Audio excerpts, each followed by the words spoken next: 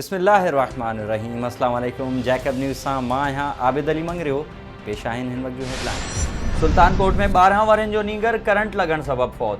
नौजवान साजन काके पोटो ॻोठ दोस्तवार में बिजली जो कमु करण लाइ वियो, जिते तार मां करंट लॻण सबबि फौत थी वियो आहे।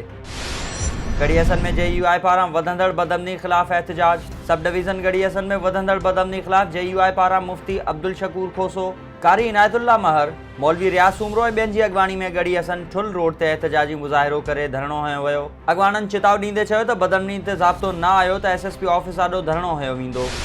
मुबारकपुर में पैसनि जी ॾेती लेती तां बंगलानी बिरादरी में झेड़ो, 5 ॼणा ज़ख़्मी। ॻोठ पुराणो मीरलवासी शहर जे मेन स्टॉप ते पैसनि जी ॾेती लेती तां विड़ी पिया। नतीजे में इमदाद बंगलानी, अल्ताफ़ ऐं अशरफ बंगलानी समेत 5 ॼणा ज़ख़्मी थी पिया। इत्तला ते पुलिस पहुची ज़ख़्मियुनि खे अस्पताल रवानो कयो ऐं हिक धुर जी फ़रियाद ते ॻोठ ते चढ़ाई कई। जवाबदार हथ न अचण ते छॾढोर ढक हवाले। सूबाई वज़ीर सिंध जाम इकरामुल्लाह ख़ान धारे जो रईस मोहम्मद सुलेमान चाचड़ सां ज़ाल जी वफ़ात ते ताज़ियत कंदे ॾुख जो इज़हार कयो। इन मौक़े ते सिकंदर अली लाखो, अख्तर ख़ान संघड़, हाजी सलीम ख़ान कलवड़, आशिक़ कलादी ऐं ॿिया पिणु मौजूदु हुआ।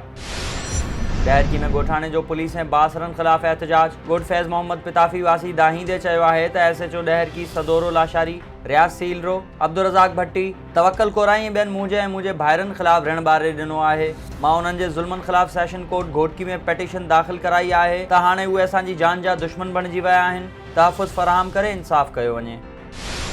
बुरड़ी शाखरी में पाणी चोरी ख़िलाफ़ आबादगारनि जो एहतजाज। गाजा वाह ऐं पंजारी मां निकिरंदड़ वाहन ऐं शाखनि शोरकी शाख, बुरड़ी शाख, खरियाड़ी शाख, ढट शाख ऐं नसीर वाह समेत मुख़्तलिफ़ वाहन तां पाणी चोरी ख़िलाफ़ पूछड़ी जे आबादगारनि ज़ाहिद ख़ान रिंद जी अॻवानी में प्रेस क्लब बुरड़ी शाह करीम साम्हूं मेन रोड ते एहतजाजी मुज़ाहिरो करे आबपाशी अमले ख़िलाफ़ सख़्त नारेबाज़ी कई। अॻवाननि घुर कई त ज़बरदस्ती पाणी खणंदड़ बासरनि ख़िलाफ़ कार्रवाई करे पूछड़ी जे आबादगारनि खे पाणी जी फ़राहमी खे यकीनी बणायो वञे।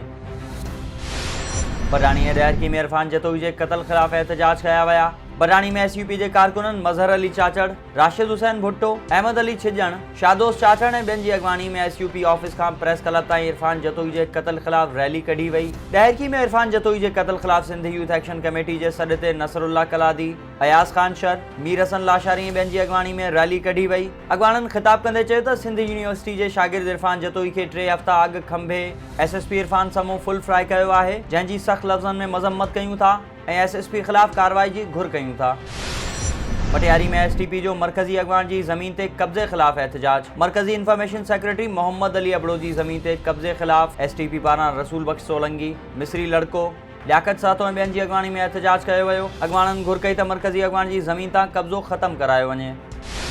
पडीज़न में थैलिस्मिया patients welfare society Nawab Shah पारां रत जो अतियु करण लाइ कैंप लॻाई वई। नुसरत वाह मोरी ते सिंध ग्रेजुएशन एसोसिएशन जे सहकार सां हिकु ॾींहुं लाइ मुफ़्त रत जो अतियु ॾियण लाइ कैंप क़ाइमु कई वई, जंहिंमें पडीज़न शहर समेत आसपास जे इलाइक़े वासियुनि रत जो अतियु ॾिनो। ऐं ख़ैरपुर नाथन शाह में माज़ूर नौजवान जो ज़मीन ते कब्ज़े ख़िलाफ़ एहतजाज। ॻोठ थल्लो वासी माज़ूर नौजवान ग़ुलाम अली भुरगड़ी दाहींदे चयो त देह सुखपुर में मुंहिंजे वॾड़नि जी 20 एकड़ ज़रई ज़मीन आहे, जंहिं ते सोलंगी बिरादरी जे कुझु माण्हुनि कब्ज़ो करण लाइ मोर्चा ठाहे हथियारबंद विहारे छॾिया आहिनि। हुन अपील कई त ज़मीन तां कब्ज़ो ख़तमु कराए इंसाफ़ कयो वञे। ही हुयूं हिन वक़्त ताईं जूं ख़बरूं। वधीक ख़बरुनि ऐं अपडेट्स लाइ विज़िट कयो असांजी वेबसाइट www.jacobnewshd.com ऐं फेसबुक ते फॉलो कयो। ॾिसंदा रहो जैकब न्यूज़, ख़बर खां हक़ीक़त।